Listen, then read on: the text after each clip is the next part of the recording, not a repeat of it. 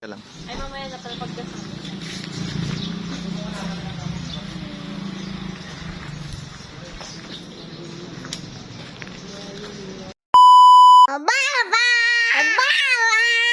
For today's ganap nga, dinayo namin itong business ng isa sa may pinakamaraming followers at pinakangawngawera nga na vloggeris dito sa may Isabela. Pero Diyos ko, wag na tayong magpatumpik-tumpik pa dahil alam ko namang kilala nyo lahat ito at nag-iisang inang gwada ng lahat. At sa wakas nga, nagkaroon ako ng oras para puntahan siya at gustong gusto ko na rin talagang mamit siya. Kaya naman dito nyo lang siya matatagpuan sa kanyang pwesto sa Magsaysay Street, Alicia, Isabela. Likod lang to ng Caltex. Kaya naman samahan nyo kaming tikman at subukan itong nag-iisang Guandalicious. Charis. Alam, pasensya kayo na awang pay nagiging ko Silap kami. no, ay naman, mali pa ba nakalakas? Awang pay. Alas gamin. Hi, hello. Ayan, so kasama po natin si Kababa and, from Santiago City. Thank you so much, Kababa, sa pagbisita po dito sa maliit naming pwesto dito sa Guadalicious. And sa mga followers ni Inang Guada, don't forget to follow Kababa. Ayan. Sobrang tuwang-tuwa nga ako dahil napaka down to earth na tao, talagang napaka-approachable. Ay Rugo, kahit first time nga lang namin magkita, Diyos ko, parang matagal na kaming magkakilala. Sa totoo nga niyan, matagal na kami nagkakatyan dahil gusto nga namin ma-meet yung isa't isa, pero sa sobrang busy nga niya at busy ko doon, Diyos ko, hindi na namin alam kung kailan. Ang akala ko nga talaga, hindi na rin ako magkakaroon ng chance na makilala din siya, Diyos ko.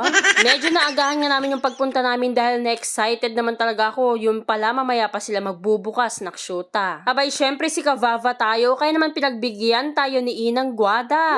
Napaka-aesthetic at napaka-simple nga lang din nung pwesto niya dito sa may Alicia. At sobrang presko nga din dahil nga nasa ilalim tayo ng puno. At sa harap nga ng kanilang pwesto, meron namang car wash, kaya naman pag nagpa-car wash ka, Diyos ko, mag-order ka na habang inaantay mo yung sasakyan mo. At dumating na nga din ang mga cookies ng Inang Guada, kaya naman nag-order na rin kami dyan. Ang in-order ko nga dito ay matcha at ang kaidada naman ay lemon na fruit tea. Abay, Diyos ko, sobrang napakasarap at napaka-affordable nga ng mga binibenta niya dito. Oh, mga tayo, apo. Ayan, ang Guada's Burger. Wow! Tangsit! Pak! Saan po pwesto nyo, Inang Guada? Apple Grace Domingo. O loko, mapapamura ka talaga sa sarap at mapapamura ka sa sobrang mura. Nakshuta. Ito nga ang kanilang signature na Guada Queen Burger at syempre yung cordon bleu nga nila. At habang nandito nga kami nag-uusap ni Inang Guada, nagla-live na nga rin pala siya dyan sa page niya. Kaya naman sa mga hindi pa nakaka-follow kay Inang Guada at kay Jenay Bells Vlog, Diyos ko, ano pang ginagawa nyo? Baka naman kapag finallow nyo kami, bibigyan ko kayo ng isang laki ng burger na to, Diyos ko. Kaya naman wag na tayong magpa-eme-eme pa, umpisahan na nga nating maglamon-lamon dito. At after ko nga tinikman yung kanilang cordon bleu na talaga naman napakasarap, hindi lang sa mamahalin mo lang siya mabibili. Diyos ko, dito lang yan sa Guandalicious. At samahan mo pa ng pagkalaki-laking burger na sobrang busog na busog dito sa patty. Diyos ko, hindi kalugi dito. Talaga namang siksik sa sarap. At talaga namang namnamsik. Diyos ko, Rode, charis.